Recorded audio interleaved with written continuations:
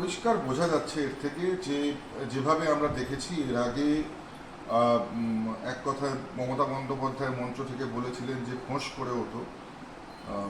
তার আগেও আমরা দেখেছি যে দিনহাটার কিছু নেতা তৃণমূল কংগ্রেসের যারা বলেছিল যে আঙুল ভেঙে দেওয়ার কথা, আন্দোলনকারীদের আঙুল ভেঙে দেওয়ার কথা, মহিলাদেরকে নিয়ে কটূক্তি করেছিল, যে জিন্স প্যান্ট পরা মহিলাদের কথা বলেছিলেন।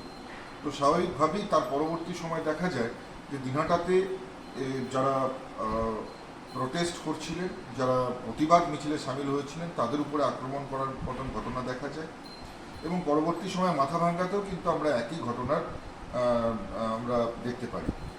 তো যেখানে মাথাভাঙ্গায় আমরা দেখেছি সুশীল সমাজ, কবি থেকে শিল্পী, শিল্পী থেকে শুরু করে সাহিত্যিকার থেকে শুরু করে যারা ছবি আঁকে, যারা শিল্পী, চিত্রশিল্পী, তারা যখন তাদের ভিন্ন ধর্মী প্রতিবাদে সামিল হয়েছিলেন, কেউ বা পোস্টার লিখে, কেউ বা কবিতা পড়ে, কেউ বা গিটার বাজিয়ে কবিতার লাইন বলে, আবার কেউ বা হয়তো মাটিতে আলপনা এঁকে তারা প্রতিবাদ করছিলেন।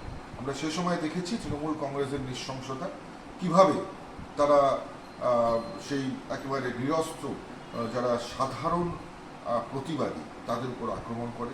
এর থেকে বোঝা যাচ্ছে যে তৃণমূল কংগ্রেস চায় যে এই ধরনের অরাজকতার পরিবেশ থাকুক, দোষীরা শাস্তি পাক, সেটা তৃণমূল কংগ্রেস চায় না। শুধুমাত্র লোক দেখাবার জন্য তারা কিছু মিটিং মিছিল করছে, লোক দেখাবার জন্য কিছু জোর করে সাধারণ মানুষকে ধরে নিয়ে এসে রাস্তায় নেমে তারা বিভিন্ন ধরনের নাটক করবার চেষ্টা করছে। আখিরে তৃণমূল কংগ্রেস একটা নীতিহীন, নিষ্ঠাহীন দল। গতকাল মাথাভাঙা ঘটনার সঙ্গে আমাদের দলের কোনো নেতৃত্ব বা কর্মী সমর্থকরা জড়িয়ে আছে এ ধরনের কোনো বিষয় কিন্তু নেই। যেটা ছবিতে দেখা গিয়েছে যে বিশ্বজিৎ রায়, যিনি ওখানকার ব্লক সভাপতি, তিনি ঘটনা ঘটার পর বিষয়টি যাতে উত্তেজনা না ছড়ায় বা যারা করেছে তাদেরকে তিনি সেখান থেকে সরিয়ে দেওয়ার জন্যই গিয়েছেন। এবং আমাদের দলের পক্ষ থেকেও সেখান থেকে যেটা জানানো হয়েছে যে একটা ছবি আঁকাকে কেন্দ্র করে কিছু মানুষ প্রতিবাদ করেছে, আমাদের দলের কোনো কর্মী সমর্থক সেটা বাধা দেয়নি।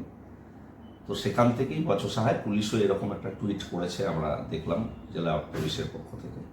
তো স্বাভাবিকভাবে তৃণমূল কংগ্রেসের কেউ এই ঘটনার সঙ্গে জড়িয়ে নয়, তবে যারাই এই ঘটনার সঙ্গে যুক্ত বা প্রতিবাদীদেরকে মারধর করার অভিযোগ যেটা উঠেছে বা বচসা যেটা উঠেছে, ছবি মুছে দেওয়ার যেটা বিষয় উঠেছে, সেটার সঙ্গে আমাদের দলের কেউ যুক্ত নয়, এটুকু আমরা নির্দ্বিধায় বলতে পারি। তবে এই ঘটনা অত্যন্ত নিন্দনীয়। পুলিশ প্রশাসন আরও বিষয়টা খতিয়ে দেখছে। যদি প্রয়োজনীয় পদক্ষেপ দলের কেউ থাকে, প্রয়োজনীয় পদক্ষেপ দলের পক্ষ থেকে নিশ্চিতভাবে নেওয়া হবে।